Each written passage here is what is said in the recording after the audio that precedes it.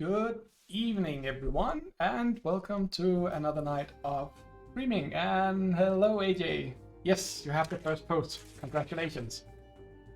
So, today is November 1st, and every November, as some people might remember, that was not intentional, the rhyme, that was just pure luck.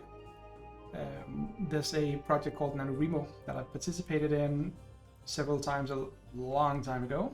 I don't really actively write anymore. It's a writing project. Write a book in a month. Book being defined as 50,000 words. So I've done that on a number of occasions. Tried again last year, but this just didn't really feel for it. Didn't really get started. But instead, I talked to some of the Danish people. Hey, Gwilin, welcome.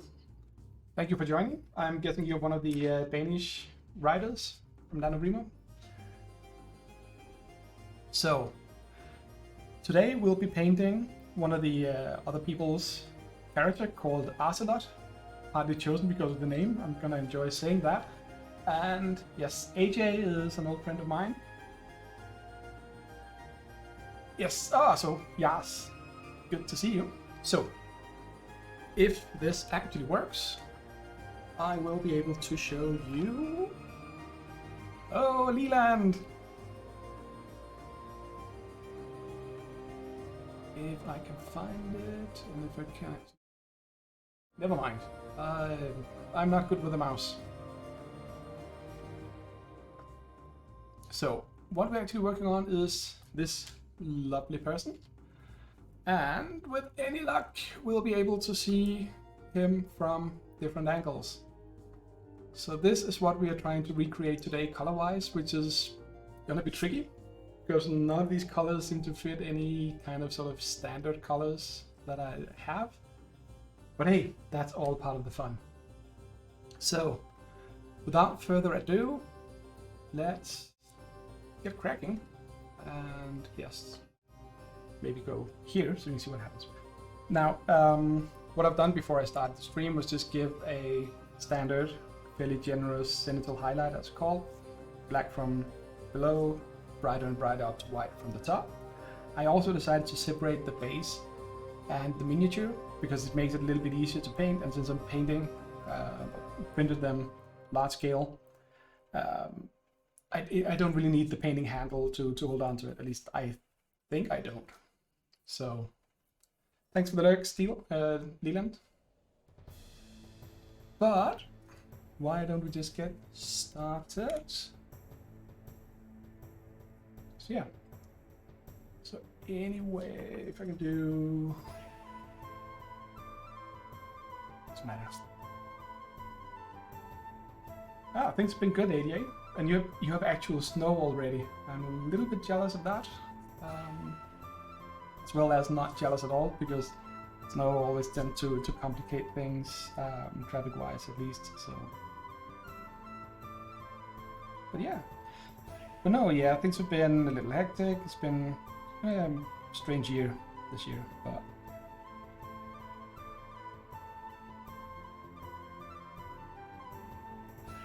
all in all, though, things are good. So yeah, what about you? What's happening over on the other side of the pond?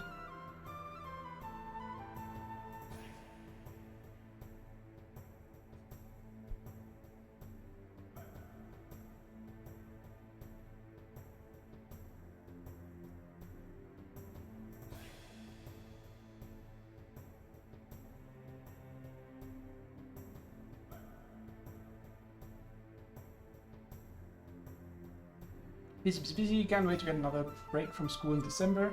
Oh, you're still doing the school thing. Yeah. That never really ends. That's one of the things I remember from my school days.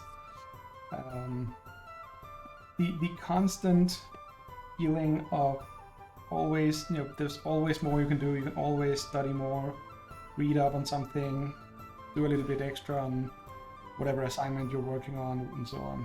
That's kind of ironic because I can't remember ever having had more time than when I was a student. Time for doing all sorts of weird stuff. Maybe with the exception of the last year and a half when I've taken a lot of time off from not just work. I actually resigned, just work in general. But yeah, it is what it is. Okay, so I'm just looking at the pictures to get a feel for the mini to see what color should go where.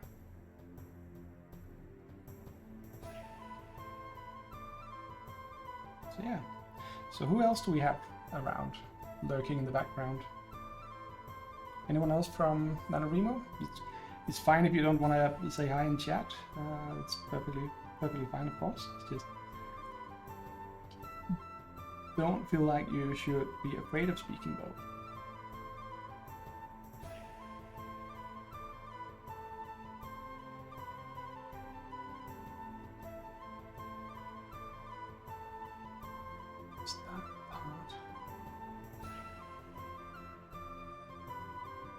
Kind of one of the good things, bad things about doing paint job for others. I kind of actually want to do follow the colors that was shown.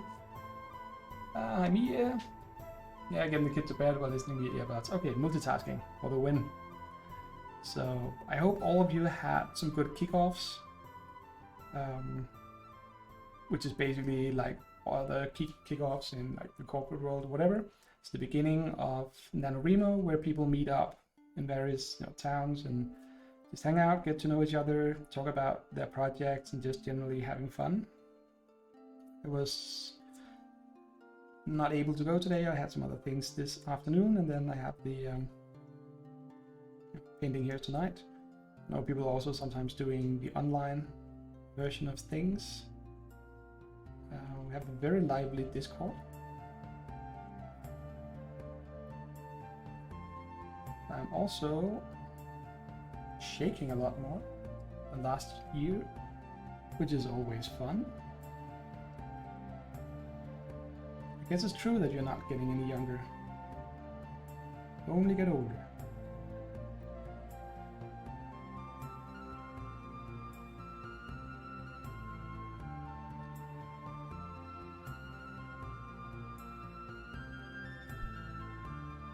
Now, as always, just the usual quick messages about the music. The intro music that some of you may have heard when I went live is my good friend. His artist's name is Chilean. He actually made the intro music specifically for this, and I'm really happy he did. Turned out great. So that's his song or track called Secret Muse. And the music that we're hopefully listening to now. So I used to have a microphone somewhere where it actually can pick up a little bit. The music we're hearing is Adrian von Ziegler, who is a very talented artist who does a lot of atmospheric instrumental songs. Go check him out on YouTube.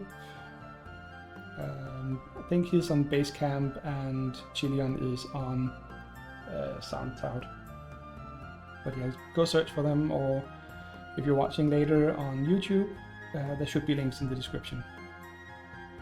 Yeah, Adrian von Ziegler. I highly recommend him. Also, if you're just chilling around the house or as background music for role-playing games, whatever you need. It's generally pretty quiet music, so it goes really well for that. Anyway, enough blabbering about that. So, what can we say about the miniature here?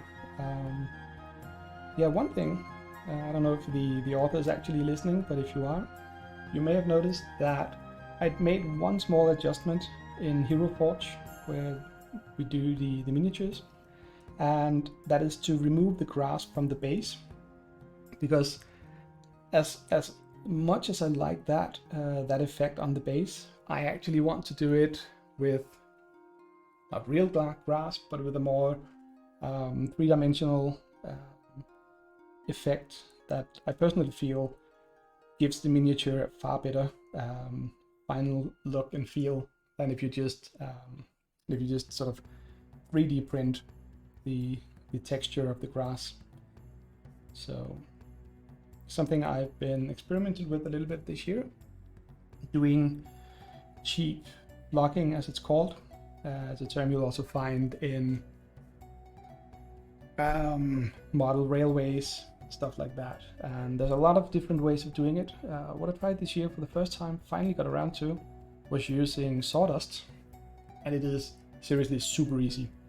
So instead of going to the stores and buying all this stuff, different color flocking sizes and stuff like that, I went out and spent significantly less on just getting some sawdust and some acrylic craft paint. Just mix all of it up, add a little bit of water to the paint, and just mix it up and dry it in the oven. Or if you're in a country that actually has sunlight once in a while, just leave it out in the sun for a few hours. It really is that simple. I think, adding basically just acrylic craft paint, water, a few drops of dish soap, just the normal stuff you have in the kitchen anyway. Kind of breaks, I think it breaks the surface tension or something of the paint and the water, makes it easier to mix. Then just mix the water and the paint. When it's properly stirred, just add a few handfuls of sawdust and you'll have something absolutely wonderful.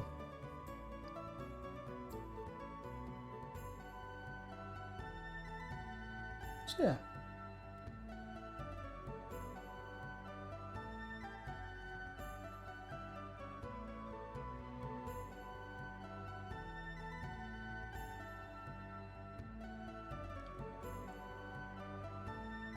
Now for this one here, I'll be using sort of traditional painting techniques with generally just layering, but I will, some people consider it cheating, but I will use some either speed paint or contrasts, depending on what brand you use, to make some of the effects a little bit easier, especially the shading and stuff like that. I've tried the new line of paints from Army Painter. That they've been out for a while, I think, but they did the speed paint line that, to be honest, I was not impressed with the first time I tried them. But then earlier this year, they made a version 2.0 of their speed paints, and I figured, from some of the reports and their own descriptions of it, they've actually addressed some of the issues I found with the paints. The miniature is scaled to double size in all dimensions, so the base is about 2 inches wide. So in D&D terms, that would count as a large creature. Or if you use a battle grid, that would be 4 spaces. So, yeah, no, but the Speed Paint 2.0s, they actually work really well. So I've gotten a few of those and used it. The Christmas tree and Santa you can see spinning around up on the right, I hope. They're done with speed paints. And the advantage of doing that is that it takes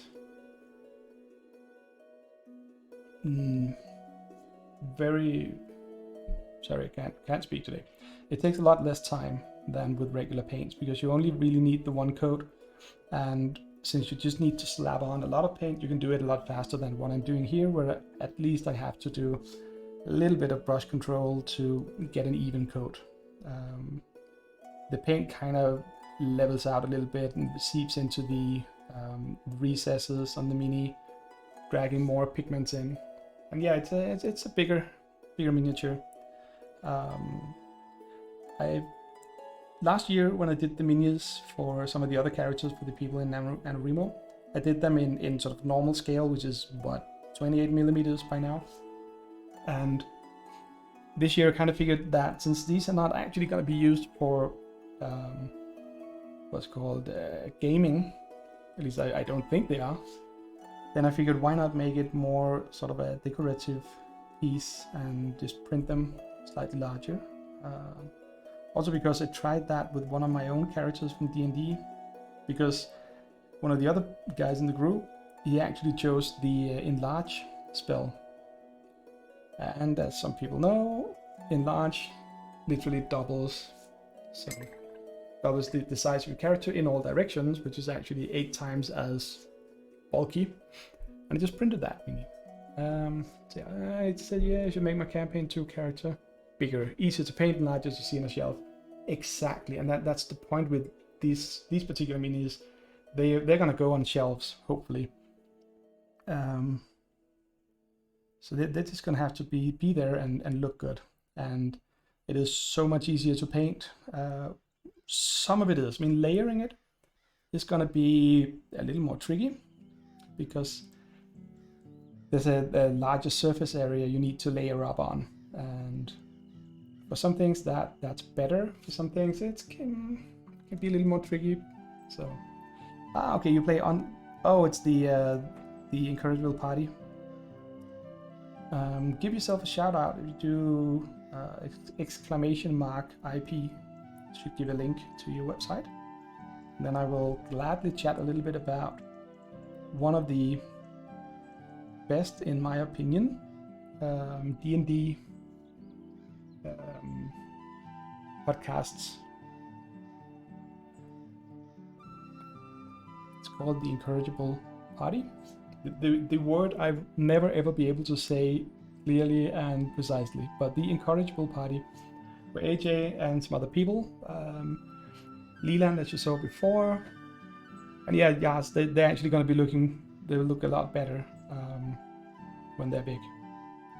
But the Incorrigible Party, you've been at it for what, 3.5 years now? Almost done with the entire campaign, I believe. But basically, you're recording your sessions and editing it really, really well. Leland, who popped in earlier, is an amazing DM. It's got some of the most amazing and fantastic plots and twists, and also consistency throughout such a long campaign is really, really well done. So yeah, if you like listening to people playing D&D, I highly recommend it.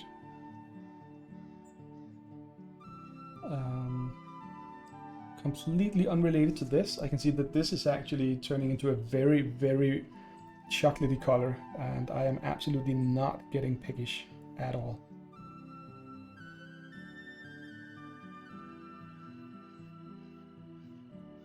Oh, you actually finished the campaign. That just kind of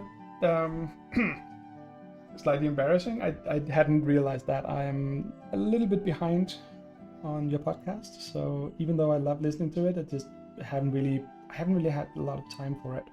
I used to do it when I was painting, but generally over the summer I tend to be doing other things than painting, playing disc golf or whatever.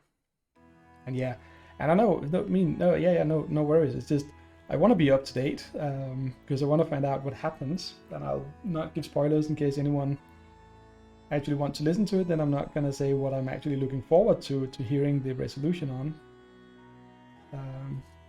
But yeah, when I'm not out, and I don't like listening to podcasts when I'm in my car. It's I don't know. I tend to get more focused on the podcast than if I'm listening to music, for instance. And while it hasn't been directly unsafe at any point, I kind of feel like it's headed in that direction, and I don't want to risk it. So yeah.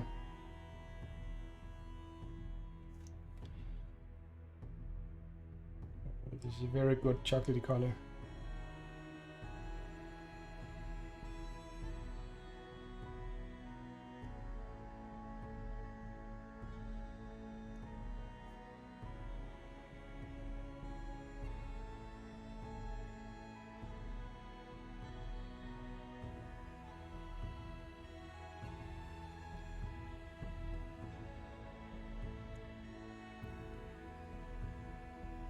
Oh, and yeah, this year I will be doing something completely different with the packaging of the miniatures, because last year, even though I thought I'd secured them, several of them broke in transport, which was really sad.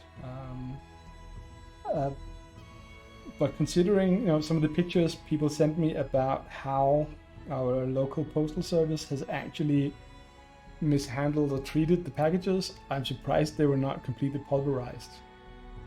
So anyway, that's the code done. Now for I can do this here. Yeah. So now I need to figure out how to get that slightly, what's that, a bronzed, yellowish brown. I'll also do a quick substitution.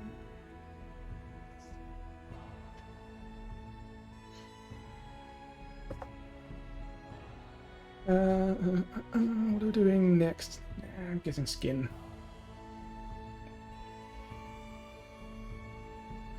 Yes.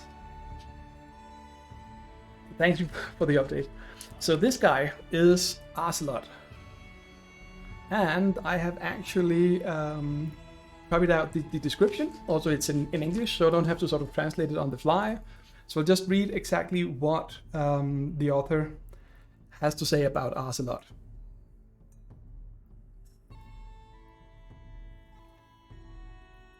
Now, this is quoted, so when I say my and I and so on, this is not me, it's the author. Arselot is the main character of my fantasy novel and is a magician with powers that takes a toll on him, which can be seen by his white stripes in his hair. Okay, I mangled that sentence, I'm sorry, let's try that again. Arselot is the main character of my fantasy novel and is a magician with powers that takes a toll on him, which can be seen by his white stripes in his hair and the white eyes which have been emptied from color to be able to use a strong power. His only way to make sure that this doesn't happen is to use the power of nature, which is the best and safest way of using magic in his world, a stellenium. A stellenium? Where an evil man named Atlas Elias tries to take over the power of the world and make sure that everybody is immortal, his way of trying to cheat death. It doesn't sound too bad. I mean, making everyone immortal, although I can see some logistic issues with that. Anyway, he tries to make Arselot change sides, but is not able to do so, which results in him kidnapping Arselot's ex-boyfriend Louis, whom he still has feelings for.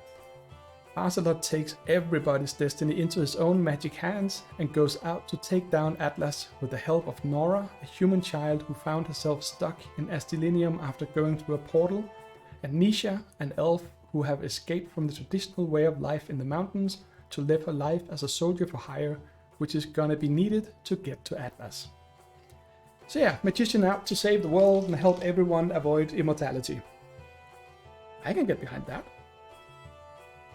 Yeah. Also, I kind of know a guy called Elias, one of the other gurus from the Bastard Cafe. I could see him become an evil, sort of magic overlord kind of person. I mean, he is super kind, it's not that, it's just, I think he would enjoy it somehow, deep in his soul. So yeah.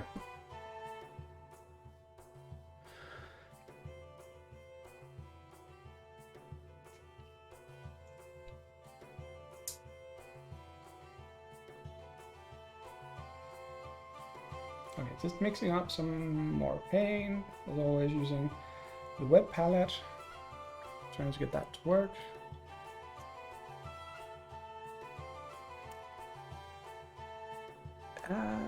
Can we do... Oh yeah, this, just another small detour because I always derail myself. If you look at the base of the miniature spinning now, what you can see, the green and sort of light brownish sand colored flocking is made with the sawdust. I kind of like the way it gives a little bit more texture and organic feel to the miniatures. So that's what I'm going to do with the base at the end instead of going for, if you look back in Hero Forge, if you look at the bottom of the base, you can see that there is a grass texture. I just threw that out and just going to do my own stuff. Hopefully not mess it up. So yeah.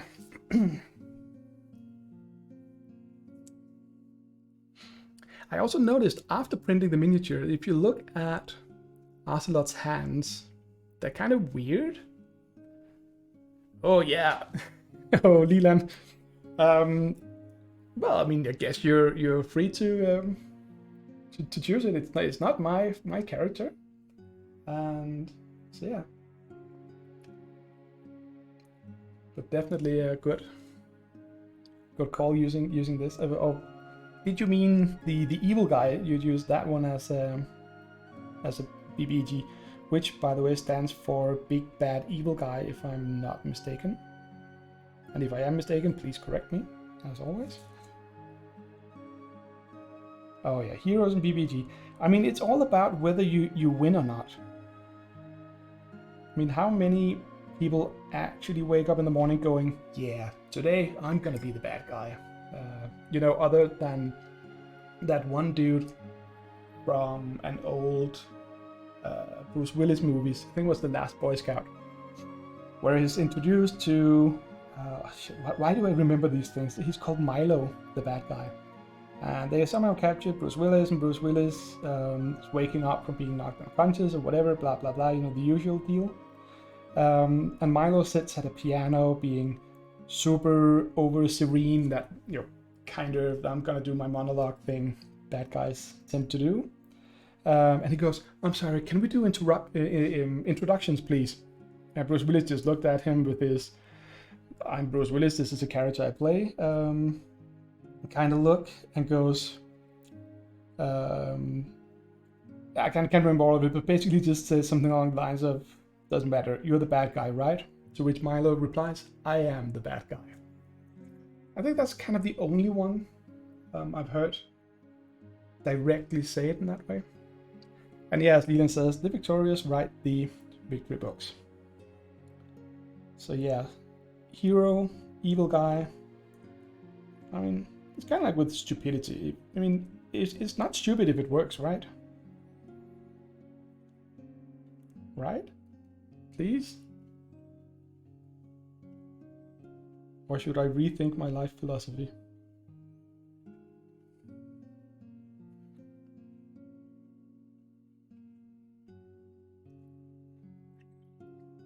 So yeah.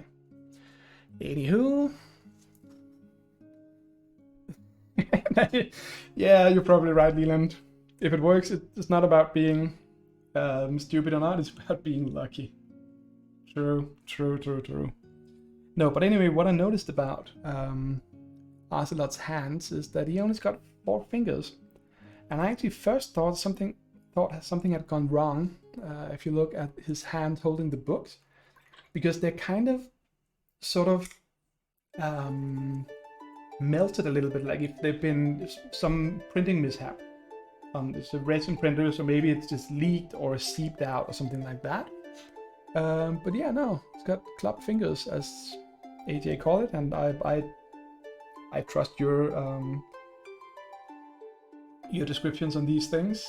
I don't know what to call it. It's not webbed fingers. It's just weird, kind of like salamander or newt fingers, something like that. It's kind of creepy actually, but hey, I mean, magic users, wizards, right? What can you do? They're just weird.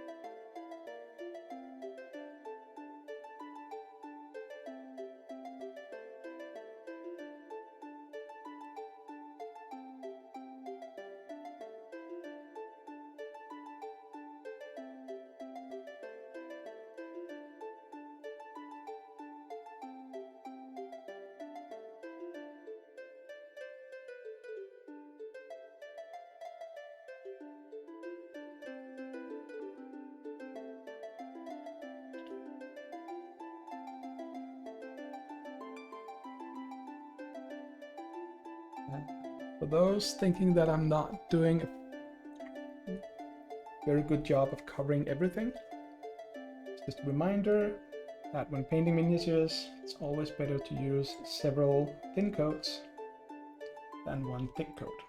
So I will be going over all of it again. It's just part of the painting technique. It kind of makes it take a little bit longer, but the result is worth it.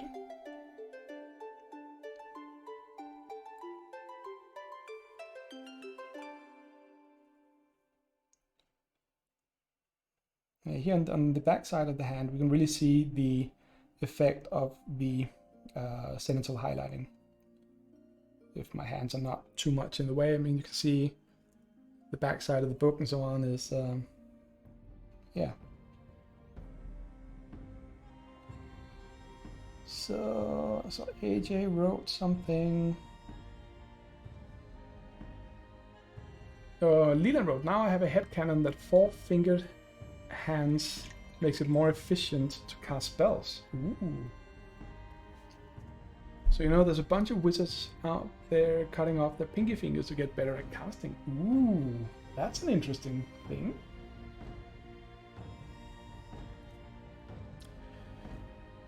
Are you sure they're not maybe just cutting off their thumbs? That would be kind of that would be a pretty brutal sacrifice to be able to be better at magic. And it's also interesting with this kind of lore. I mean, I always go a little bit off on a tangent with things like this, but I think it's kind of fun to explore. Because I'm thinking, is it the number of fingers, like 4, that makes it more efficient, or is it the lack of a finger? So if you lost 2 fingers, yeah, I mean, exactly, Leland. You have mage hand. Why do you need fingers?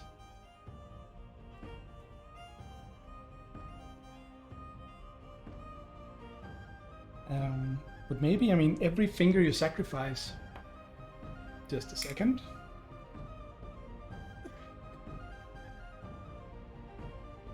I mean, every finger you sacrifice gives you more magical power.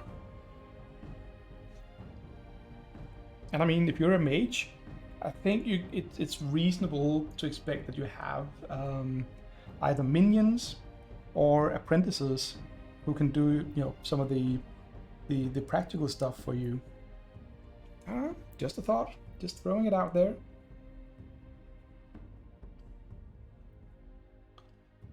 And yeah, I can totally see a homebrew cantrip for D&D called Mage Thumb.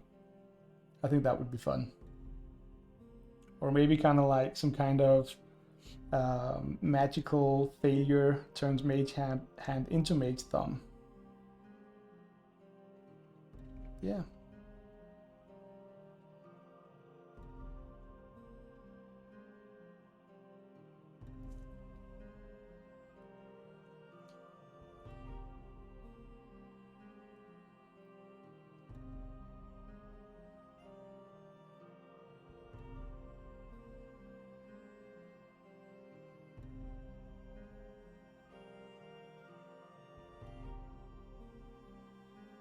Oh, I haven't painted miniatures like this in forever.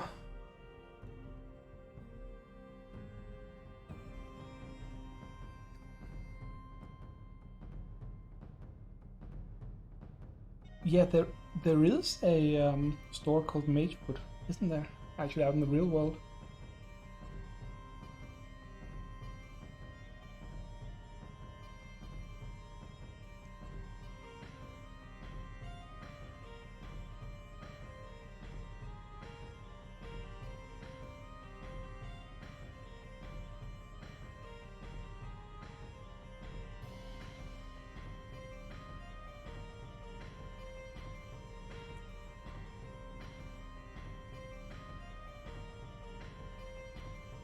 Speaking of feet, this is where we go next.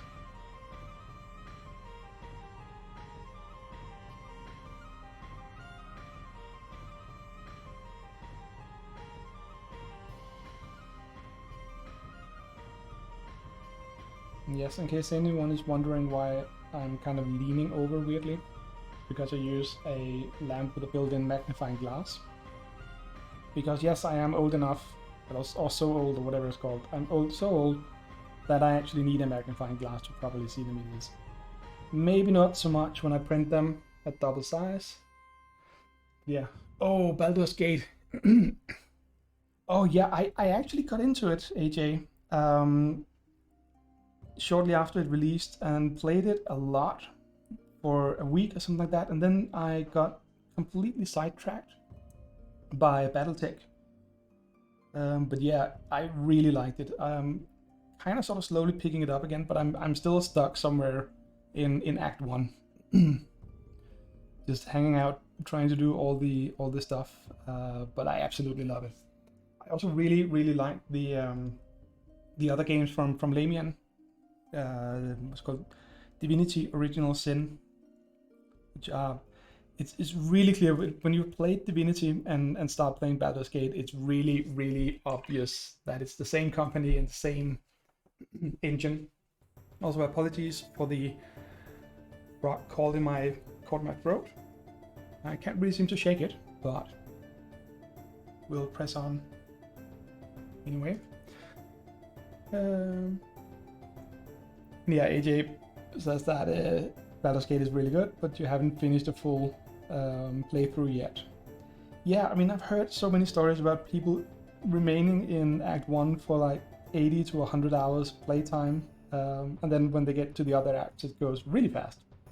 But I think that's super cool because it gives it that open world atmosphere where you can just run around doing different things. And then I really like games where you have so many different options for solving the same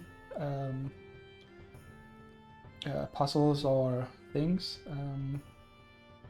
I don't know. Should I not talk about specifics of Baldur's Gate? Are people afraid of spoilers? Well, if you are, you've now been warned. Personally, I don't really care about spoilers. I mean, when watching a good whodunit murder mystery, it's nice to not know who the murderer is in advance. But yeah.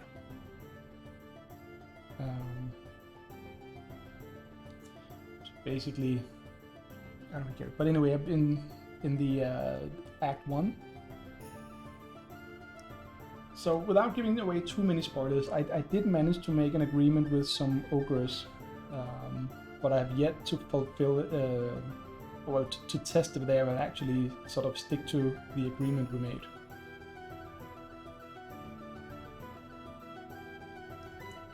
So yeah, but I am playing.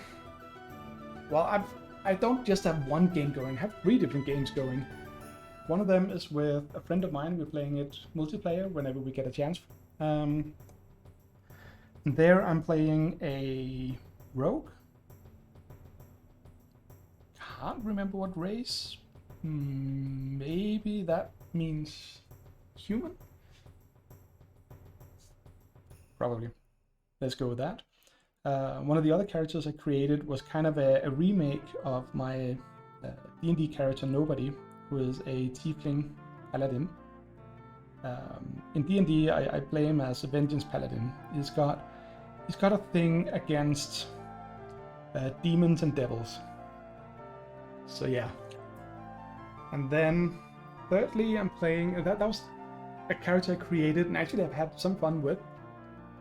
One I created after they released some of the statistics about what classes and races people play. And basically I chose the least played combination, which at the time was a Githyanki cleric. And they are fun to play. And just like clerics in D&D, I mean, I know it's almost the same game system, so it's no surprise that things that are fun in D&D are also fun in Baldur's Gate. But it's still kind of like seeing it play out in Baldur's Gate is just fun. And you're a tiefling sorcerer. Why am I not surprised?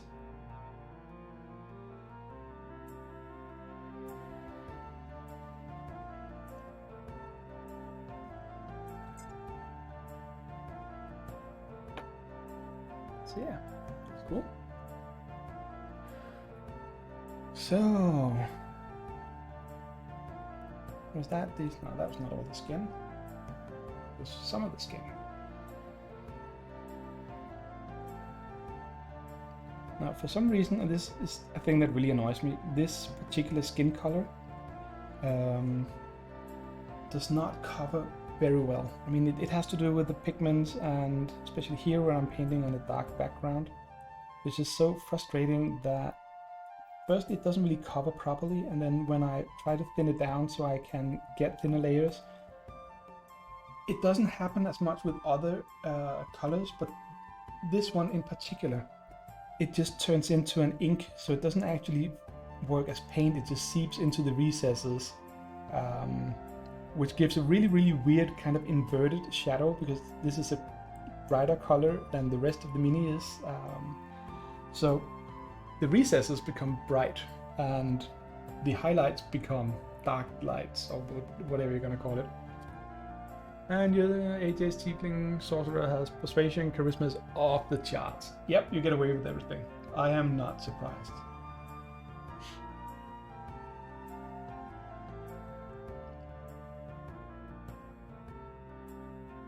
But I mean, isn't the concept of all these games to play something you don't do in real life?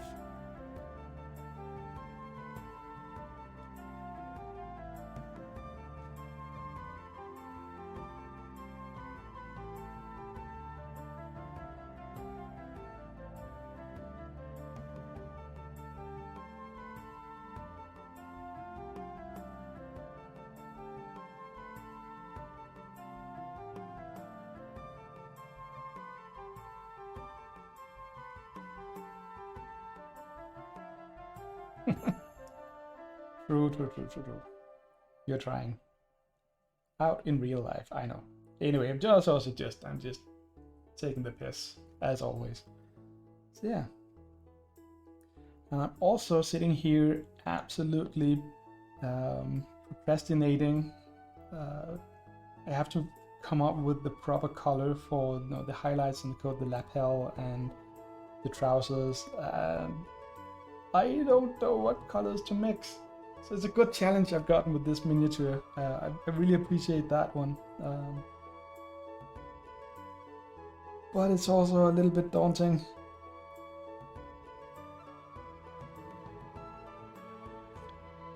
At least I'm not live streaming it or anything like that, so the whole world could technically watch me being completely stupefied by the colors. So there we go. That is the feet done.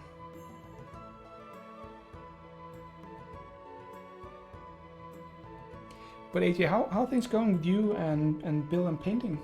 Are you still sort of doing that, trying to do that, or how goes it with those projects?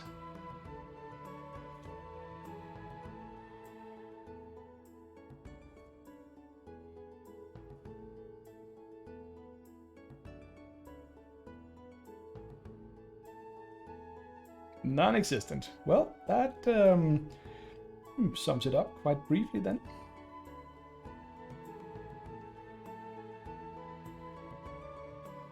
So yeah.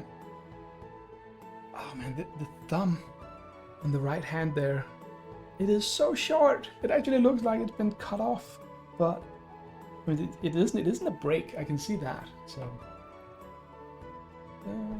ooh, you have friends with paints and printers, but no progress log.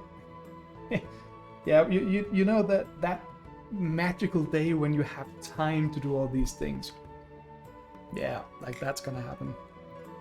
Anyway, let's look a little bit more on here, because if I have to do the yellowish brown.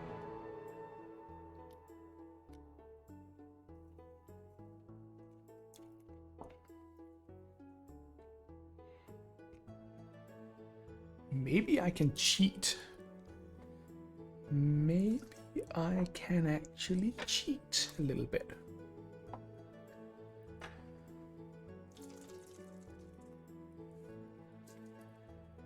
Because if I give them roughly what I think I want as the base color, or sort of the highlighted color, and then use a contrast paint over it, it's either gonna mess it up completely, and then I can always just start over, or it's gonna look good.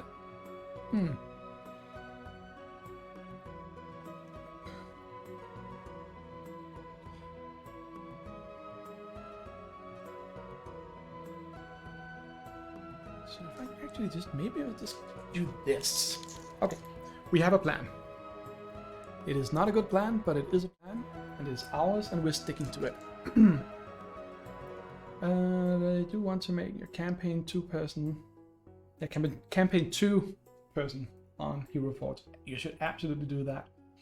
I know the Hero Forge minis kind of have this special look to them. You can kind of recognize them as being from there. Something about the general shapes and all that. But the guy spinning in the background, that is my Tiefling Paladin. Not surprising if you look at him really, but that's nobody from my regular D&D game.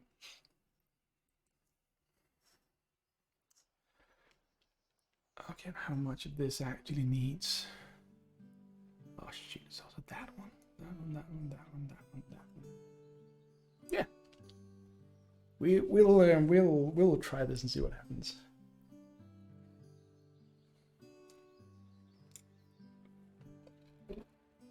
Within the paint.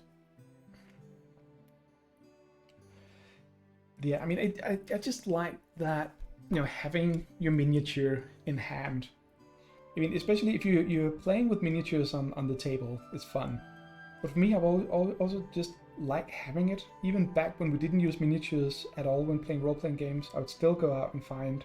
That was before I had a 3D printer, and even before 3D printers could really make good miniatures. I just go out in stores and shop for miniatures that kind of fit the theme I was going for with my character.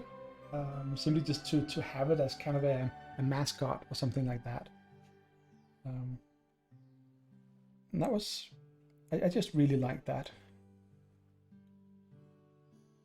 Oh yeah. I actually think this is going to work with the colors.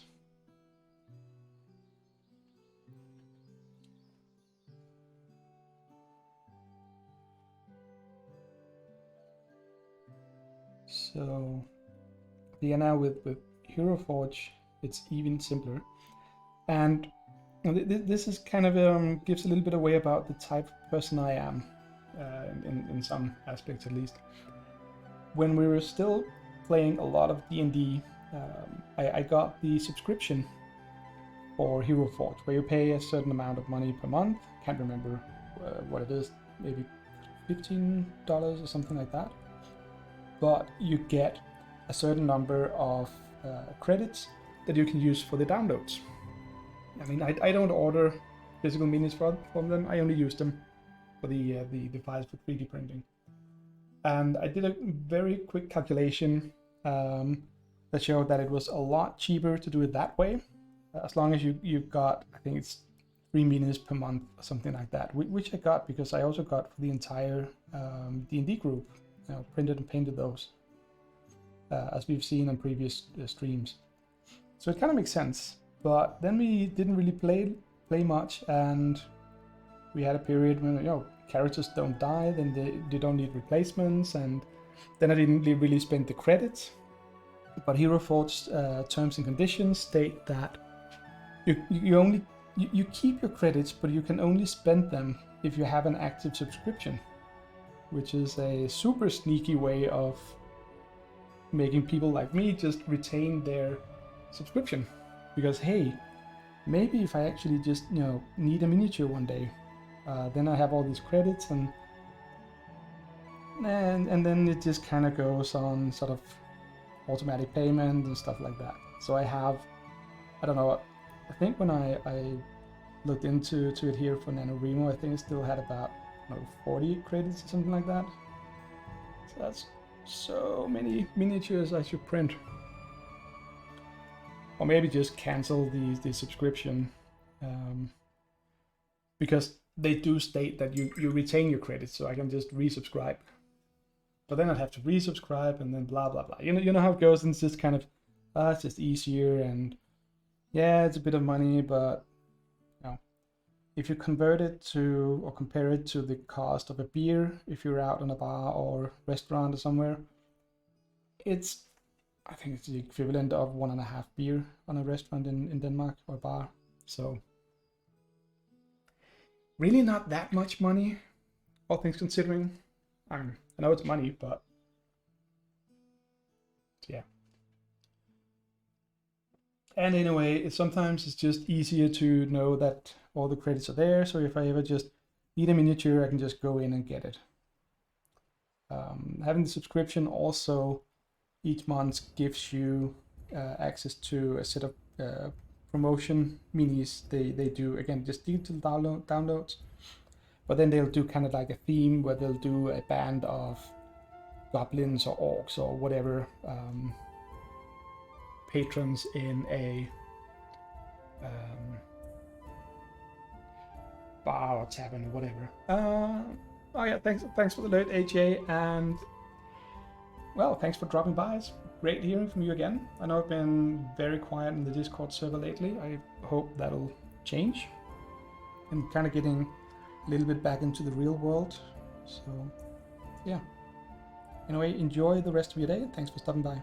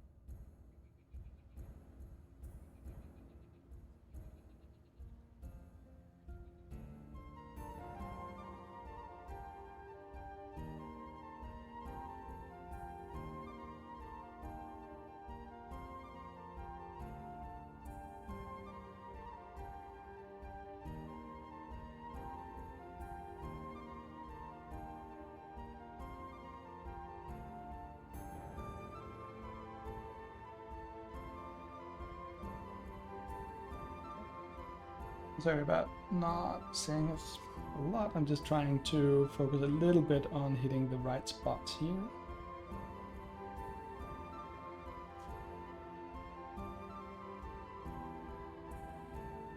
So yeah, no, but I mean, the tricky aspects of their subscription service, which are perfectly on the level, and they explain all of this, so it's all on me.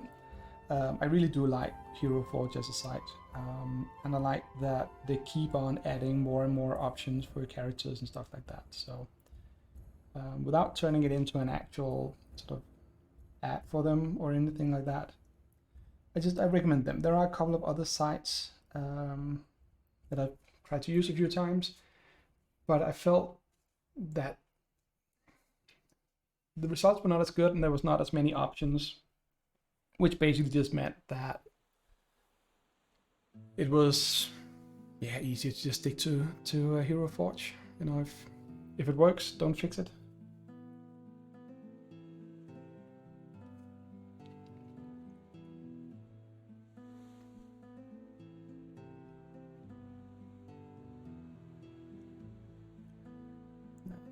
The tricky part, kind of the way I paint miniatures is I try to go from the inside out. I also try to go for the largest areas first. So, you know, painting the coat and the shirt, fairly simple, easy peasy, don't need as much accuracy. But then you get, you know, painting in the pockets and lining the coat and stuff like that, and then it begins to get tricky and requires me to focus a little bit more. And yeah, I haven't been painting as much this year as I would have liked to. So I'm a little bit out of practice, but hey, it all comes back.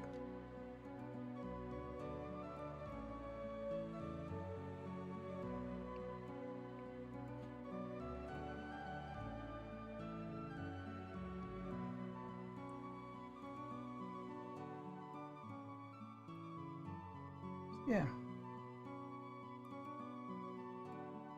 So what else have people been up to out in the real world?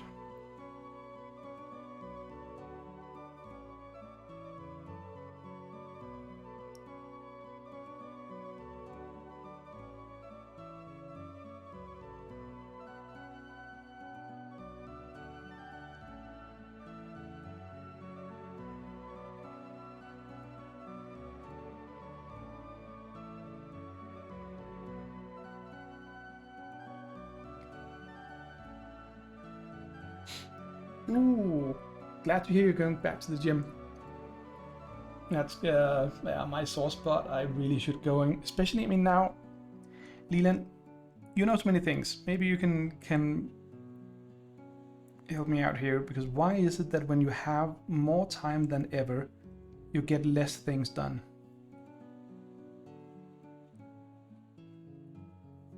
I mean, it's just pure and simple laziness. Oh, and Emma's doing well. Yeah, I mean, maybe she's a beginner, or is she a beginner at the cold where you live now, or where she's? I mean, it was only she moved over to you, if I recall correctly, right?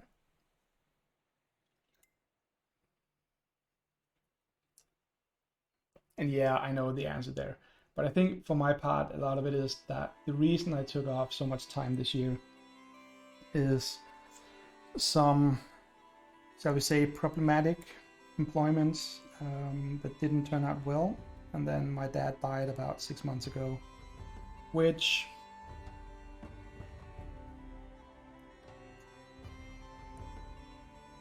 it hit me a lot harder than I had actually expected it to, my dad passing. But yeah. But when she moved over there in July, I'm so happy for you that you finally, after Corona and all that, it finally happened. I'm so happy for you. So cool.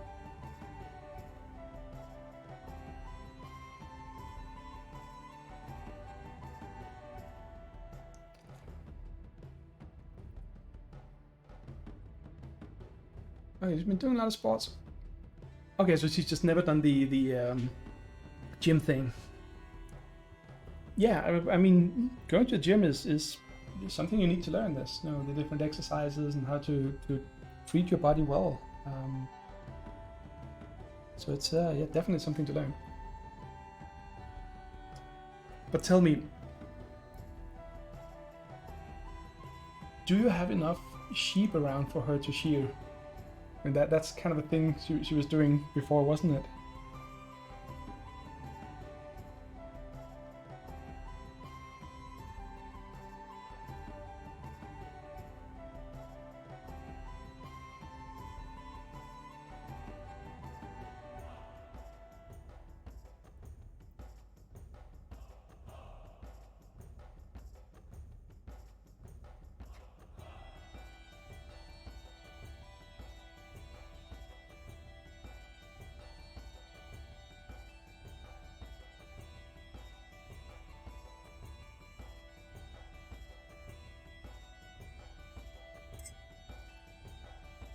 Okay, so she has sheep.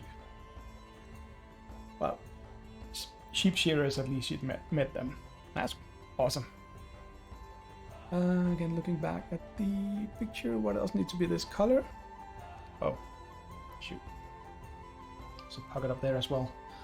This damn coat has too many pockets, and I completely missed them when I painted it in the dark chocolate brown color.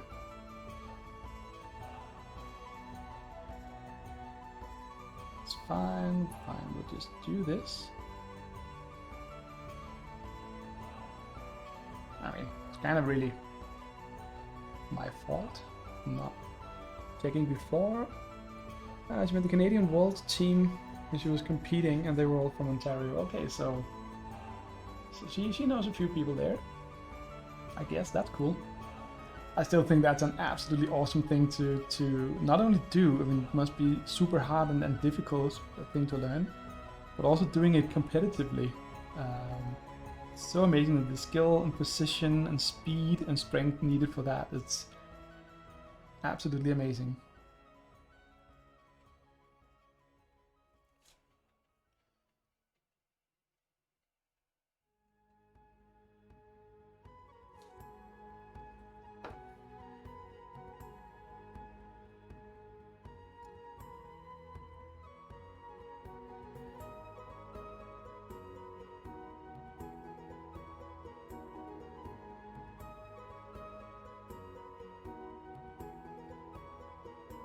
Yeah, I mean, it's when you look at this, like with any other things, when people are good at it and do it, it looks really simple because they just, you know, run the are they called shears? Clippers? I'm gonna go with shears. Just run them through the sheep in just a few seconds. It's done. Whoopty. On to the next one. But that's kind of always a dead giveaway that it is not as easy as it looks. If something looks really easy, it probably isn't. You're probably just looking at someone who's really, really good at it.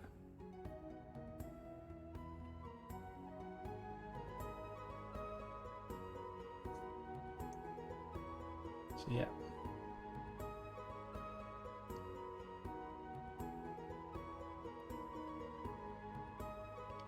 Oh, and also before when you said that she moved over in July, I kind of went, oh, but that wasn't too long ago, and I kind of went, it's November 1st. It's 3 to 4 months ago. I mean, time just passes by these days.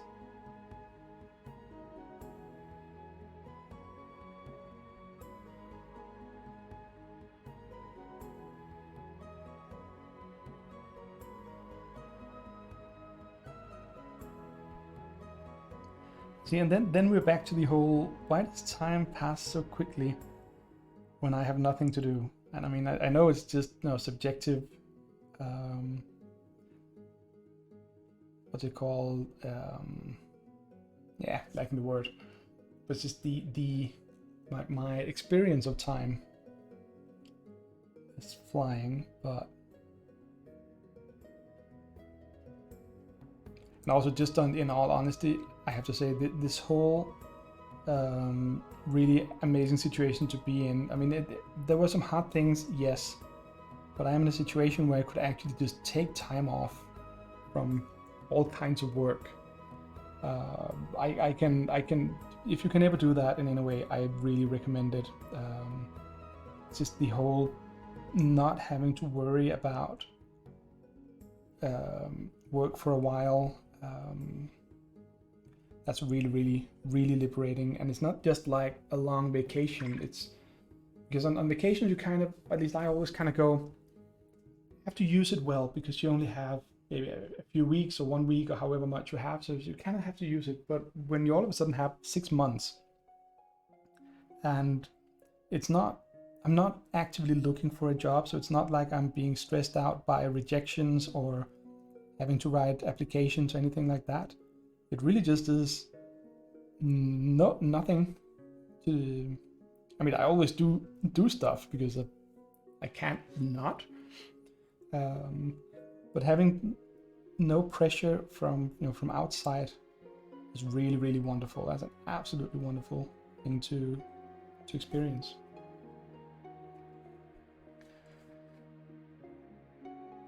Oh, ow! You also have a lot of time off. That's so great. And yeah, isn't it just the whole, you just have time to do all the things you want to do, and don't have to worry about them being serious or monetizable or anything like that. It's just, you can just do stuff.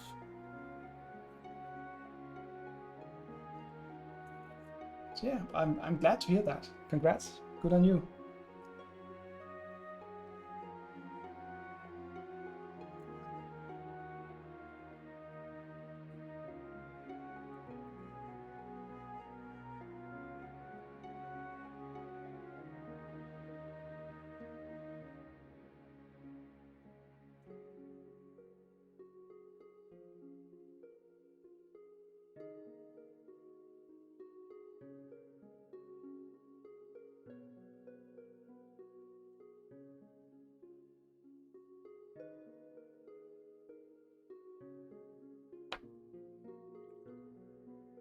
And back to here. Okay, so it's all the way around the code.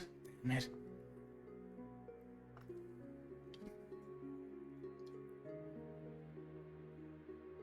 Maybe next year. I shouldn't let people choose colors. No. As I said before, it's always fun to be challenged with these things. So it's really great to see someone else's color scheme and then try to recreate it. What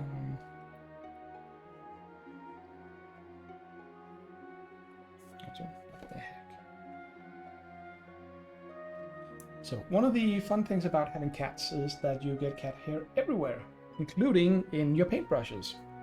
So all of a sudden I had an extra hair sticking out, which may be fine for, you know, fine detail work, but was kind of annoying here when I was just trying to paint in the whatever it's called, the edge of the coat, the trim.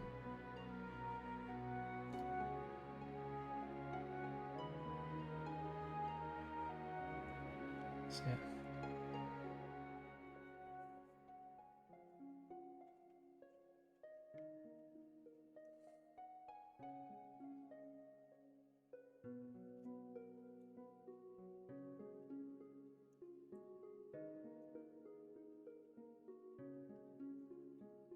Oh, and by the way, Leland, I can hear that the rain, sorry, the snow we have here in Denmark currently is actually broken. It's all melted and wet and annoying.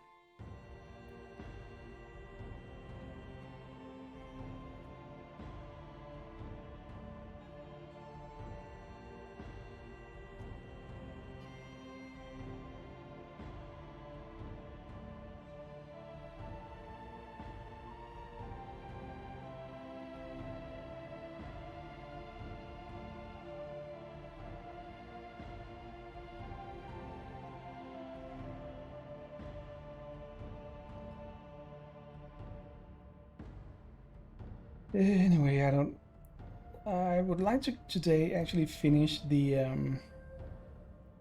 base coat on the Mini, which seems realistic. But I think all the shading and highlighting probably gonna wait until another day. Also because if I do use the contrast colors, which I plan on doing for the color I'm doing here, it just takes a little bit of time for it to dry properly before I can start, you know, painting over it again, doing a little bit of highlighting. So I want to leave it overnight. So probably gonna do this as some of the last things today on the stream, but that's still about an hour away from now. So we're making good progress. And I completely forget to repeat his name as often as possible. We are currently painting Arselot. I really want to throw a Sir in front of him, Sir Arselot. But there was no mentioning any knighthood or nobility. Just a four-fingered magician trying to save everyone from immortality. I can still have, I could have so much fun, you know, doing a campaign where you have to stop everyone from becoming immortal, and kind of making it part of the plot to have people realizing why it would be really, really bad if everyone was immortal.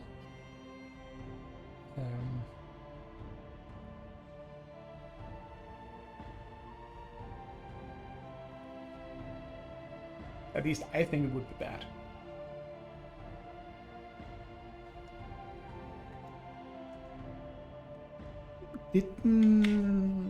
Wasn't there a Terry Pratchett novel that kind of evolved around a variation on that theme where death takes a holiday? Yeah. And then people just stop dying. With all the negative implications that actually has. I think that's where he introduced the what's it called, the different animals and stuff like that, like the rats got their own death. Literally a figure running around.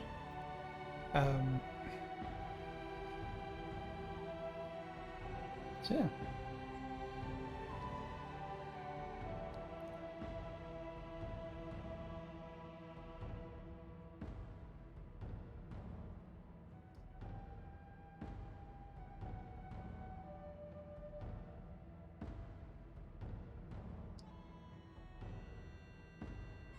Why do I have floaters in the paint?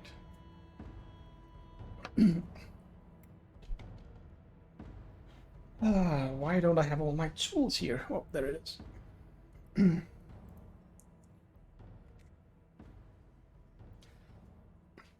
yeah, that takes a holiday. Absolutely great idea for especially a one shot where you can literally just make it so clear on people what's going on by having basically some kind of rocks fall, everybody dies moment, except they don't die. And all the people they're fighting, oh,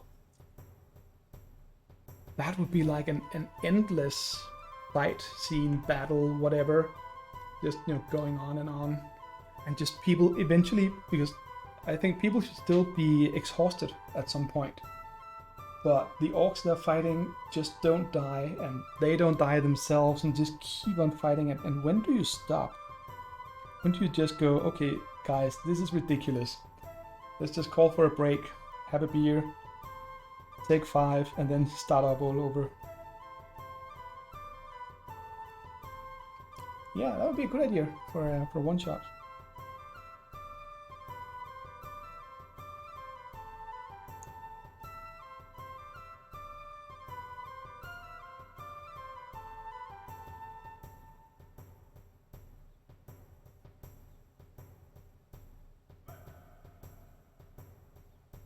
Yeah, I'm gonna put it online then. Oh yeah, you have the online. I know. I mean, it's kind of bad timing that one of the streams here is on the first day of Nano, but hey, that's how it is. It's Wednesday that works best for me for streaming. But absolutely, say hi to everyone. And yeah, I imagine having, you know, listening to people at the same time is not gonna work out. So yeah, I'll drop a YouTube link. I also dropped the link to Twitch, as I'm guessing you saw earlier today. And when I finish it up over the next couple of days, I'll do a standard presentation video. But anyway, say hi to people. Thank you for dropping by me.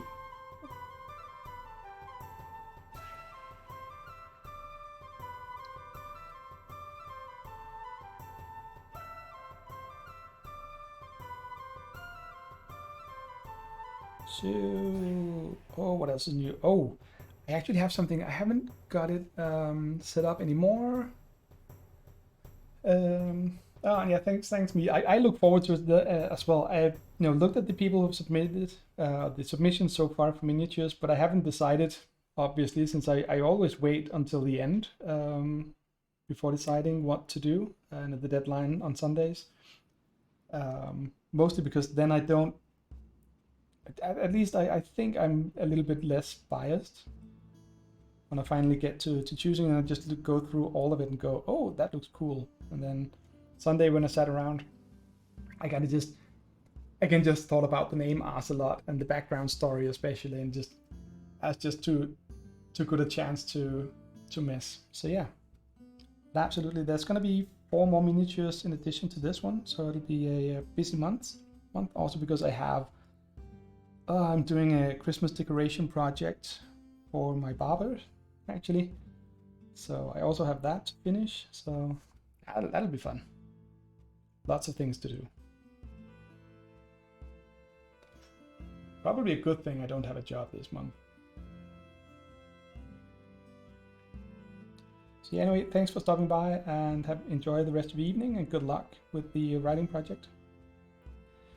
So yeah, what was I about to say something? Oh yeah, other things I've been doing this year, and things I haven't got set up in the stream yet, because I always do other things. My stream preparations are usually 5 minutes before going live. I start up OBS and go, oh shit, does this actually still work? And I know it's a bad way of doing it, but hey, that's my way of doing it, so I don't care. But earlier this year, I decided to finally actually get around to learning how synthesizers work. And I got a small synthesizer, just played around with it, learned the basics, playing around with designing sounds and all the different settings. And it is so much fun. It's really just a huge toy. And I know it's a professional tool, blah, blah, blah, but it's also an amazingly fun toy to just sit around and experiment with different effects. A quick intro to what's called subtractive synthesis is basically you have a tone generator, something that makes a note or a sound or something. It can't just be white noise, it can be sampled noises, voices or sounds, It can be a simple sine wave, like, you know, an actual tone. Or we have the traditional triangle-shaped sounds and saw. What's it called? Yeah, the saw shape. So on, which gives kind of the electronic, slightly buzzing kind of noise. And then on top of that, you add all these different effects, and you can add several different waveforms together to give unique, well, not unique, but just doing the either subtractive or additive it's called interference in Danish. I don't know, can't remember the English word for it. But it's playing around with a synthesizer and getting an understanding of it. You can control how each individual note is played. You know, when you hit a key on the synthesizer, how long should it take before the note actually turns on? Should it be sort of slowly fading in, or how long should it remain active? Should it be kind of an it's called sustain at the end after you let go of the key? Should it just keep playing, or should it stop immediately, and all that? And just playing around with those things, trying to understand everything to the point where you can kind of you don't play randomly with it anymore, but when you actually go, okay, so I want to make like a plucking bass sound or whatever, but it shouldn't just be a standard bass. I want it to be a little bit more metallic or whatever, and then just go play on that. But the fun thing is with these kind of instruments is that they have excellent output connections. And when I got the streaming set up a few years ago, I got an external USB audio interface, and hardly surprising, that has input that can actually take directly just the output from a synthesizer. So I actually planned on doing some kind of, the spend your channel points kind of thing, where you can design a voice, a small piece of audio of, I think it's called a patch in the synthesizer world. So just designing a patch based on user input. I think that would be kind of fun, sort of intermezzo or thing to have live on the stream. So yeah, but I don't know. I'll get it set up at some point, and we'll see how it goes.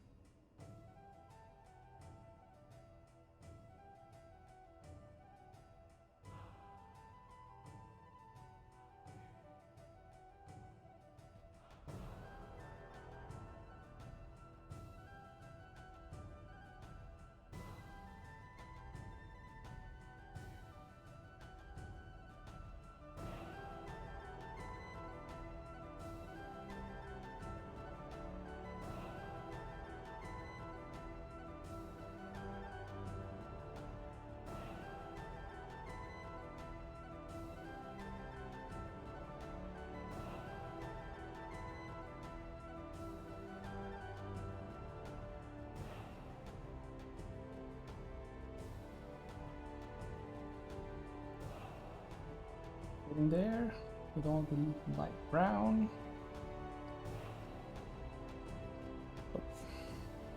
The what do you call the cuffs?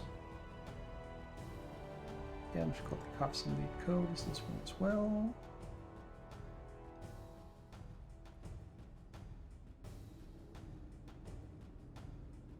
Interesting side note here, mostly for myself, is that as I've been painting tonight, it seems like I've my hands are shaking slightly less than they did in the beginning.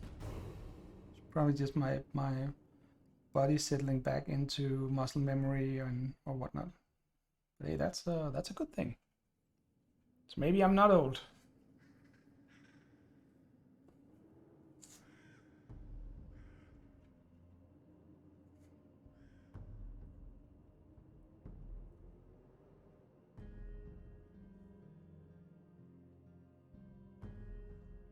Still making a ton of small mistakes though.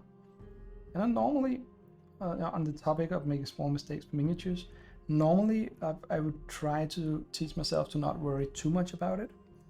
But since this is actually going out to someone who took the time to write a little bit about Arselot and design him, I kind of want to do the best I can. And I'm by no means an award-winning painter in any way. I can still do decent paint job if I take the time and focus to do it. So that's what I'll be doing. And hopefully that's what I'll be doing.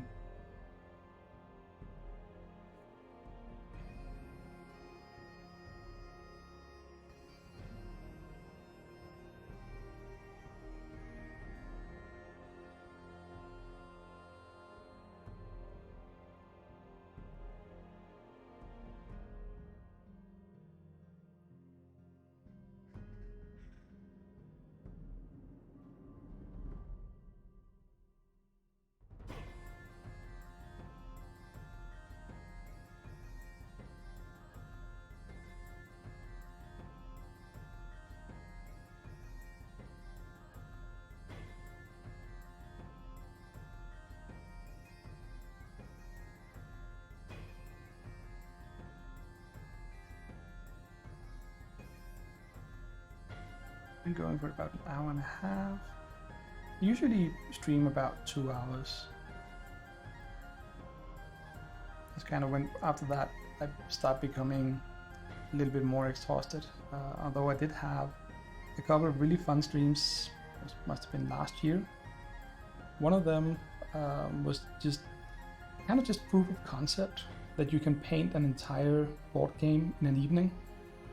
Which I kind of didn't, because it's one of the D&D games, Dungeon of the Mad Mage, and I painted all the monsters, enemy minis, which is about 35, 36 or so. And since I painted all of it on stream, I mean, I painted it all black in advance, because that's really boring to just watch me paint 35 minis black. But I used a simple dry brushing technique, because I didn't want to paint each individual model as if it was a character. I more wanted it to be like playing pieces. So I just dry brushed everything in different colors depending on what enemy it was. So I mean, if you have like 4 orcs in a board game, just dry brush them green. That's a good orcish color, right? And then I had some bandits or whatever. They got kind of a reddish, brownish tone. And what that does to a game, in my opinion, is that it really makes the minis that much more interesting to look at on the table. It's easier to identify the different enemies, because now their color is just not just the pose or the physical model, the way it looks. We actually see that we have 2 white guys over there and 2 blue guys over there and 2 green guys over there, and whatever. And those are the ones you need to worry about. And the different abilities are easier to, at least for me, to see. I don't have to worry about the specific, is he holding a long sword, or is it just a short sword or whatever. I can just see from the color if it's a bandit or a veteran or whatever they were called, an orc or a gnoll, whatever. I don't have to look too closely on the miniature. I guess that's the point. So because of that, I wanted to paint a board game and just proof of concept show that you can do that in a single sitting. So it took about 3 hours and 45 minutes to do all of that, but I had a fully painted game afterwards. So I mean, that's kind of good. Oh, I need the bags as well. Oh, so many details. That will be in post-production.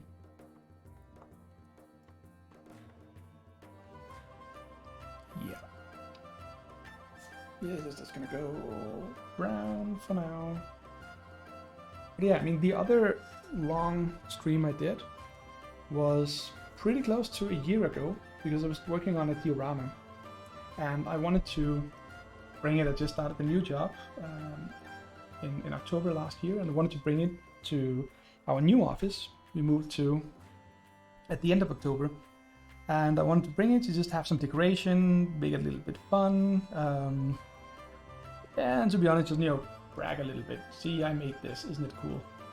That's also, I mean, that's also a thing. But as always, I didn't really finish it sort of ahead of time because partly I'd miscalculated how long some of the effects would take.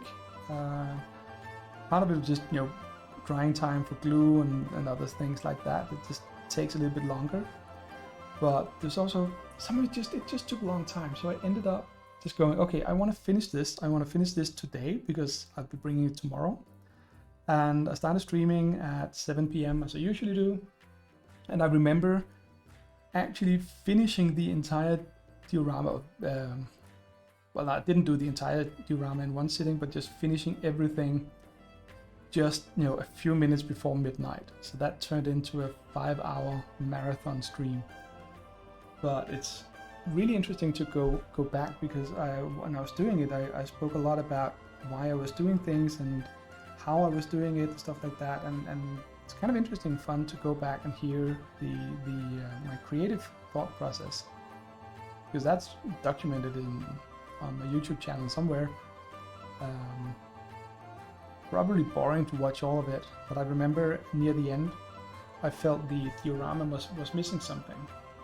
So it was kind of like an open field with some straw puppets dancing around and a pumpkin man thingy as well and stuff like that. And I kind of went, it's missing something, and I just realized it was missing a fence because it was just this open grass was kind of just too empty.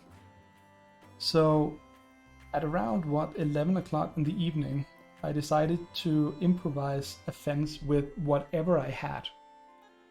And that kind of sort of, I remember it being a really, really fun exercise. It turned out pretty well, to be honest. And it involves some popsicle sticks, maybe stirring sticks from like the ones you get at coffee bars or whatever, the long wooden ones, and a couple of toothpicks, glue, and brown paint, which essentially is, I mean, it's kind of what it is. No big surprise there, nothing original. But I like going back and listening, being able to listen to my thoughts about why I wanted it and how I wanted to implement it. So it's kind of like if you're really, really good at keeping a journal, you'd get the same effect from that. But I've never been good at that. So actually recording things is a good way of doing it. And with the video as well, I could go back and see the different things. I also spent some time, you know, putting pumpkins all over this field, and I kind of remember just at some point going, I have no plans for where this should go. I have no idea about, you know, what composition I really wanted, but hey, we're doing it even live. No excuse, no delays, just get on with it. And that made it happen. So yeah, great fun, highly recommended.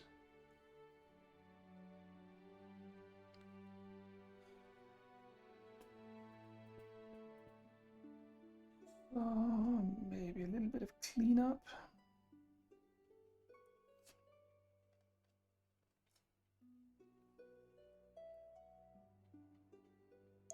This is also one of the reasons I prefer starting with the darker colors, because then when I inevitably make mistakes later on, I have to fix a what's it called? I have to fix a lighter color with a darker color, which is always easier to get it properly covered. And Leon says, yeah, improvisation in many hobbies can be so rewarding, even if it doesn't turn out the way you may have envisioned. Exactly, and that's why improvisation is, to me, so important. Also in role-playing games, because if you don't improvise, you don't know, you'll never kind of leave your comfort zone, really. Hey Tom, great to see you, and thanks for the lurk. Hope everything is going well with you. Doing housework. Oh dear.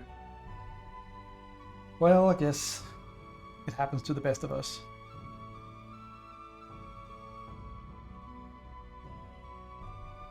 And yeah, but I mean, the improvisation and not knowing where you end up, it's one of the reasons I like being a DM in role-playing games. I prefer running fairly loose games. I do have a goal, I do know where I want the characters to go, but I rarely have like a set plan for how to get them there. That's just gonna have to be up to themselves to find a way to make it happen. So when I play, there's always a whole bunch of improvisation needed, because if players do something that I had not foreseen at all, I generally just go with it. Because why not? I mean, it's cooperative storytelling. That's, to me at least, that's more important than, oh no, but the module book says that you cannot, only says that you can only go here. It doesn't say that you can actually go find a boat and go fishing in the middle of the lake. So you can't do that. And I'm just kind of going, no, well, you wanted to go fishing. Hey, let's go fishing. And time is off to put most in a month. I'm off put to. I'm sorry, Tom. I guess you're going off to Moe's in a month for Christmas. Okay, I think I got it. Cool. Hope you have a great trip, and say hi to her.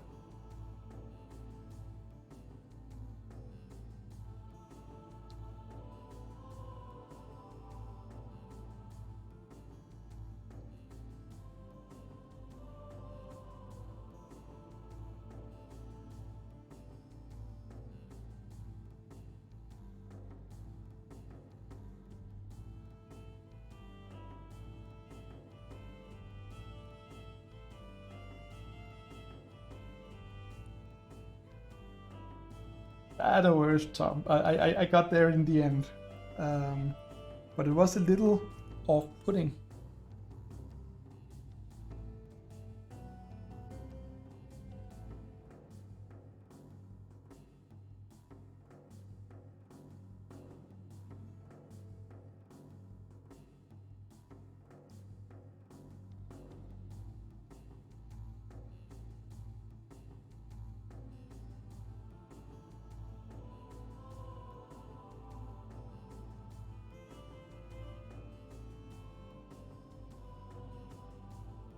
Another good thing about thin paints is that if you do make a small mistake, you can usually get by with just quickly cleaning off the paint before it dries. So thinner paints are easier makes it easier to quick fix your mistakes as well. And I'm still planning on doing DMing at some point. I've got a few different books now to choose from. Yes, but Tom, it doesn't matter how many books you have or haven't got. Just go be DM. Go play with someone. Go give them total trauma for the rest of their lives. Mess with their heads. Do all the fun stuff. Now, play nice, of course, but it's just really just is about going there. What's the term for it? The Matt Mercer effect, which is, I feel sorry for him for having that associated with his name. And the whole, people are scared to DM for the first time because they're not as good as professional voice actors who do it in a production setting.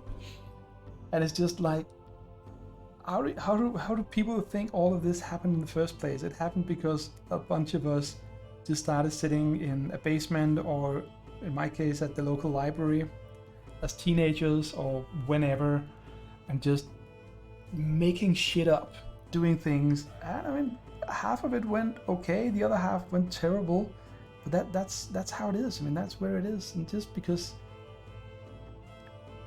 in you know this age, you know, with the shows on YouTube, Twitch, podcasts like IP and so on, they're super great and fun to hear. But it's just like, it's all about having fun and playing. It doesn't matter if it's not perfect, or as a DM, if you can't remember everything, just make shit up. And it's a fantasy world. It's supposed to be fun. So that is one of my pet peeves. I'll stop myself before I go completely off the rails here. So yeah, but again, have fun. That's what it's really all about. So okay, so there's still a bunch of stuff to do on the pouches. Maybe a little bit clean up on the belt, and we'll see what we can do with the hair and all that. Just building up the confidence, really, says Tom. I'm considering doing Basin, as a bunch of the IP lot will have it now after the freebie and drive-through. That would be a good thing. I gave it a quick run through. I'm really curious about how it works in practice. I have to be honest, I tried Forbidden Lands from the same people, Free League. I was not overly happy with the rule set. There were some things there were things I didn't like, and things I actually think were poorly implemented, kind of a little bit more objectively. But hey, man, that's me. I have thoughts and ideas on how these things should be done. Not how they should be done, but about what really didn't work for me in that game. I haven't tried Tales from the Loop or Alien, but I've heard so many good things. I also heard really good things about Mørk Borg, which literally means dark castle, dark keep, maybe. But just, yeah, so I'm curious about their other games. I think they're also doing the new Drager og Dæmoner, which is the Danish name for it. Literally translated to Dragons and Demons. It's a Swedish game. It was translated to Danish. Played it when I was in like 7th grade, which is 30 plus years ago. Let's leave it at that. And we played that so much. But I think they're doing a remake of it, so updating the rules and all that. Still have the old books in Danish in my basement. So yeah. But I mean, it's an interesting time to be in when there are so many, I don't know if you can call it niche role-playing games coming out, or sort of highly specialized, like the whole Blades in the Dark series with Scum and Villainy, which I'm really surprised they were just able to do, considering that Disney now owns the Star Wars franchise. Maybe Scum and Villainy isn't considered a trademark on IP, even though it's at least in the Star Wars board games and the X-Wing miniatures and stuff like that is a faction called Scum and Villainy. But anywho, there's also like Forbidden Lands. There's something else I saw recently that kind of had its own system for a specific type of game. We also have all the various Apocalypse World spin-offs. And one of my, I think it still qualifies as my all-time favorite title for a role-playing game, Kill Puppies for Satan, which is this really bizarre, slightly satirical game. I think also Vincent Baker, the Apocalypse World guy, where you basically run around as a bunch of cultists doing random weird shit. He also did one where the gameplay is that you're a couple of Mormons out in the world trying to convert people or whatever. But one of the things I like about it is that it gets highly specialized. So you'll get rules that fully work within, sorry, need a little focus here. Within the what's it called? The domain, or whatever. The rules solve very specific things that will happen in these games. But I also have to say that with time and how much time I spend and all that, having to read another 200 or 300 page rule book to be able to play a mini campaign of maybe, I don't know, 5 to 10 game sessions, having to do that over and over and getting into a new system over and over. I don't know, I think that would be better to just use one system and maybe make small modifications to it.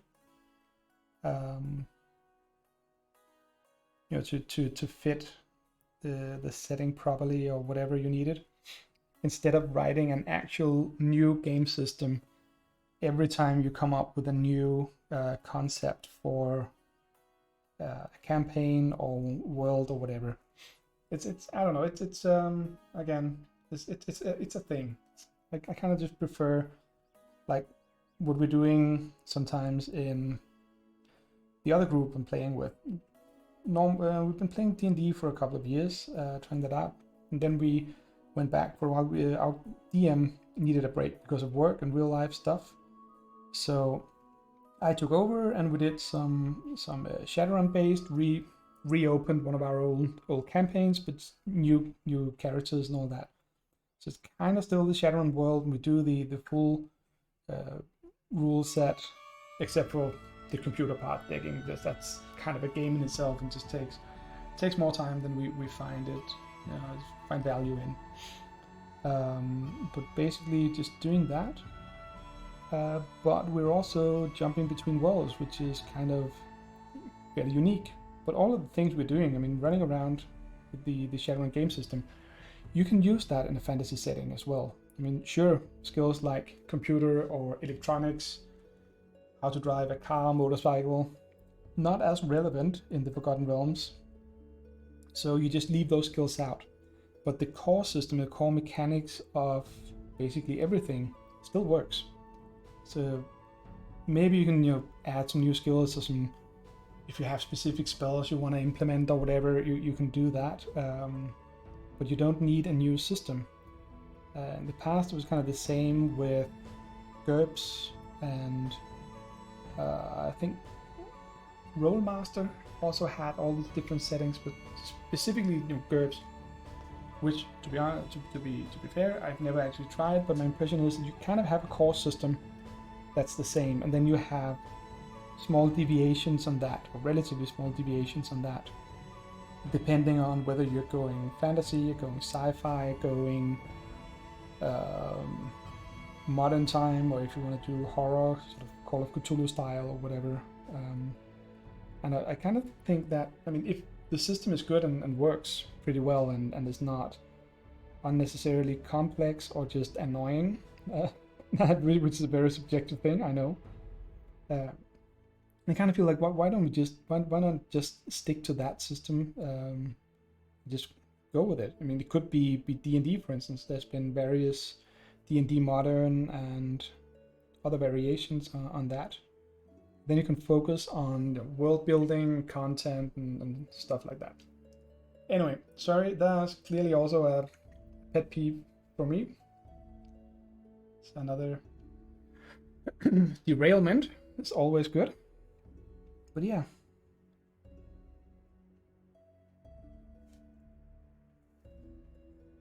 Anyway, that's just one of my thoughts. That being said, I also have to admit that I kind of actually like just looking at new systems to see what they can do and what they can't do, simply because I don't know. I'm a geek with those things, so I don't actually think I'll ever play Blades in the Dark and Scum and Villainy and Band of Blades, which I believe is their fantasy zombie apocalypse version. But I have all 3 books of them, even in physical copies, because I like the concept and I wanted to see what they're doing, and I don't know, maybe steal a few concepts from it and bring it into other games. they've got this flashback mechanism for Blades in the Dark, which is the heist thing, where instead of planning things, as players, instead of having to plan everything ahead, short version, during a game you can just go, oh, so yeah, actually what really happened yesterday was that I went down to this place where that guy hangs out, spoke to him, and stole his keys, had it copied, and returned it to his pocket before he noticed. And that is why I now have the key to this gate. And then there are, of course, some limitations on it that should be respected. But basically speaking, that's kind of sort of how it goes. And I like those kind of mechanics because it helps speed up the game and prevents, or rather, rigorous planning for the players. Has this been out of focus? No, it's sort of in focus. But yeah, anyway, that's beside the point. Last thing to do today is to actually go nuts and, as I said, absolutely horribly cheat. But hey, that's what we're here for. Also, the buzzing sound was my vortex shaker, which I use always trying to show. Yeah, if the wire is long enough. Yeah, it is. Basically, this wonderful thing here, you take your paint, put it in, and you can probably hear it, but you probably can't really see it. Just making a lot of small movements. Maybe you can see it shaking. That is one of the best ways to avoid seriously damaging your wrists and elbows when you need to shake up your paint, stir them to make sure they're properly mixed up. But anyway, brushes. Onto the contrast paints, and that will be the final thing for today.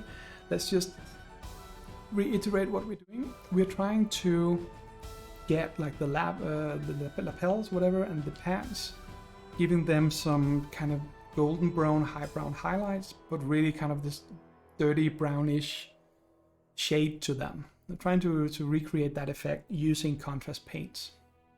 So just start on something like the pockets to get like a feel for how it works.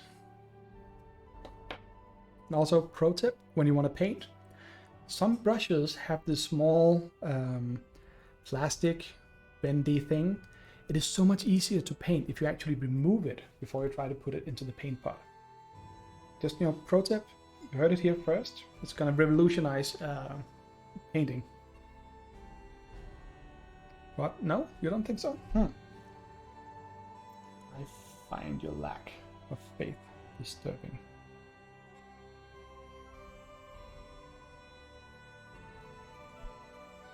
So, if we see here,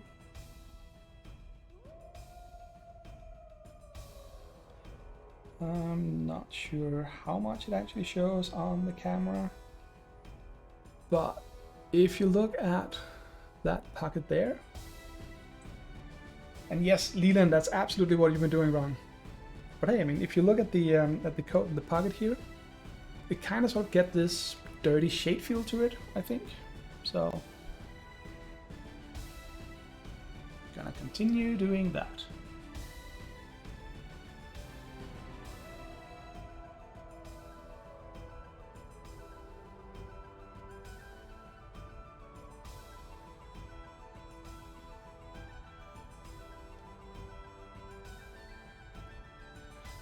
It may be necessary with 2 coats to just make it even more kind of sort of dark and grimy-ish.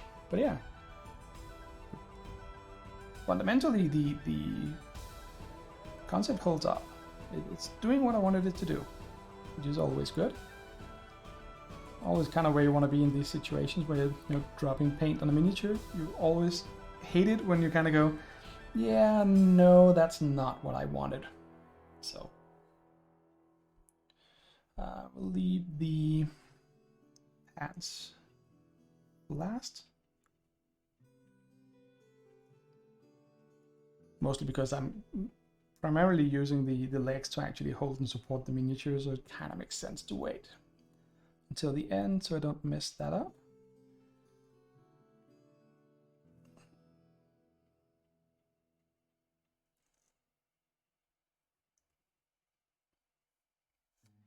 Yeah. Thank you, Leland. Yeah, it looks really good. This actually works. This is again one of the reasons I think it's important to know about all the different types of paint there are, and you can have different mixing mediums to get different effects like this.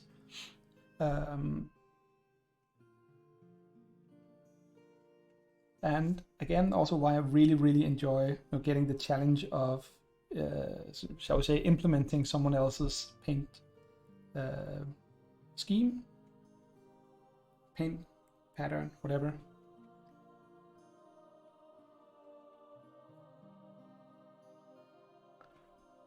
Makes for a fun challenge, trying to figure out how do you accomplish a specific effect. Well, clearly not like that. That's just bad. Anywho, this is where I'm hoping it will really be visible. How do I do this?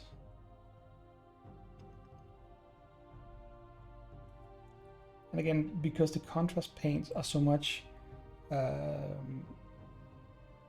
thinner than the regular paints, it's a lot easier to apply it. There's also something about the way they dry up where you kind of only have one go at it. You can't go back later on just fix something. It's how it contracts or whatever when it starts to dry up.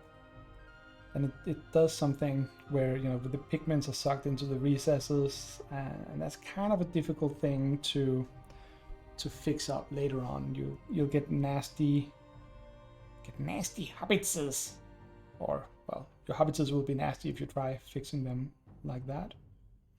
But you'll get like smears in the paint that are really visible.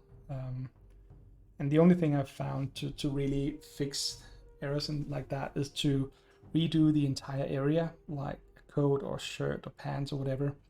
Redo that in base coat or primer, white or whatever, and then reapply the contrast paints or speed paints. The reason I'm not using the speed paints for this, even though I said earlier that I really like them, is that I don't have a brown that has the same kind of tone as this one here. So that's kind of the only reason. Otherwise I would have used the speed paint to see how well that worked in this kind of situation. But hey, I mean, so far it's looking really well.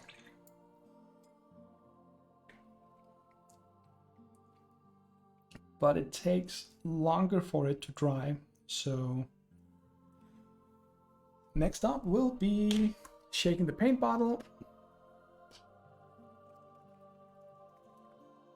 And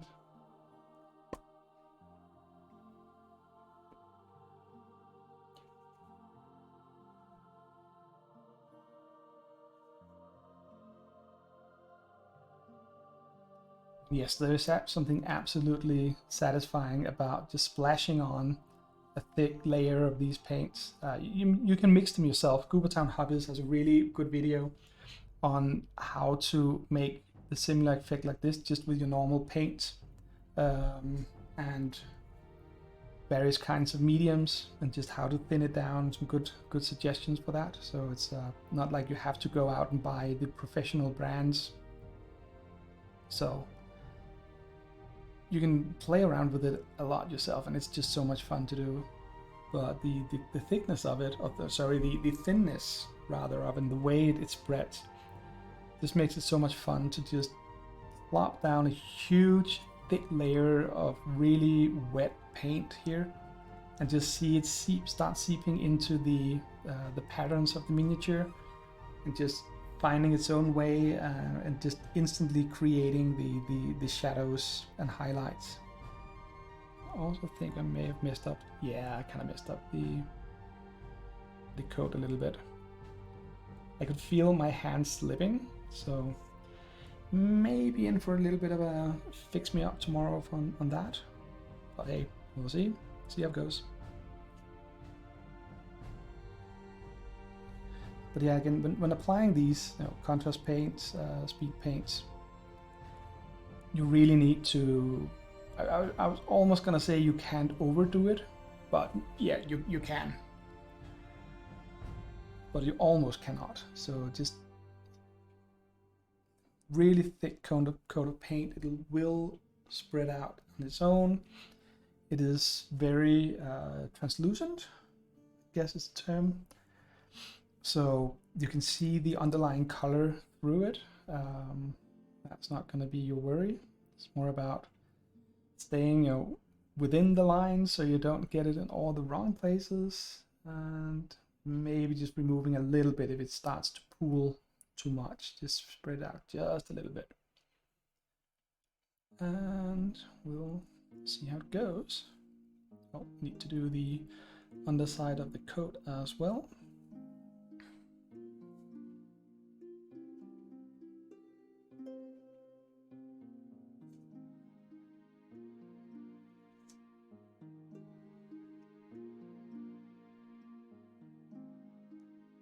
I'm really trying to avoid messing up further, which is why I'm kind of sitting with the miniature at odd angles, and because I'd much rather stick to having my fingers where I know they're not touching anything they shouldn't, any of the wet paint. But anyway, my light is really off. Probably, damn it, I probably missed. I used the camera for something else at some point, so it's probably way too dark. I had to fix that as well. Back to the whole, I don't really do a lot of continuous work on it. But if you look at the shade on the pants, for instance, we have here, and then there you can see my fingers go. And compare that roughly to here. It is not the same at all. I'll be the first to admit that. But it's kind of going in roughly the same direction. We'll see how it goes. Probably could use with either a coat more tomorrow, or maybe a darker shade or ink or something along the lines of that. I will, though, just quickly add some shade to these skin parts as well, because then that can also, just dry up and settle properly until tomorrow. And that just requires a quick fix up here, because someone wasn't paying too much attention and got contrast paint in the middle of Arselot's face. That is not good. Actually, since the contrast paint hasn't dried yet at all, I'm not going to be shading the skin. That's just going to mess up at some point. So I think we will leave it here today, which is perfect, because we've also hit the 2-hour mark. So that is absolutely perfect. Thank you to everyone who showed up. We've been painting Arselot, which is a character from one of the Danish NaNoWriMo participants' novel. He is a magician who apparently only has 4 kind of choppy, copped fingers. Great to see you again. Yeah, great to see you as well, Leland. It's been way too long. Hopefully I'll get back into a more steady schedule with streaming every Wednesday. So take care, have fun, and yeah, don't do anything I wouldn't do. Or maybe do all the things I wouldn't do. That's probably safer. Anyway, take care and have a great evening.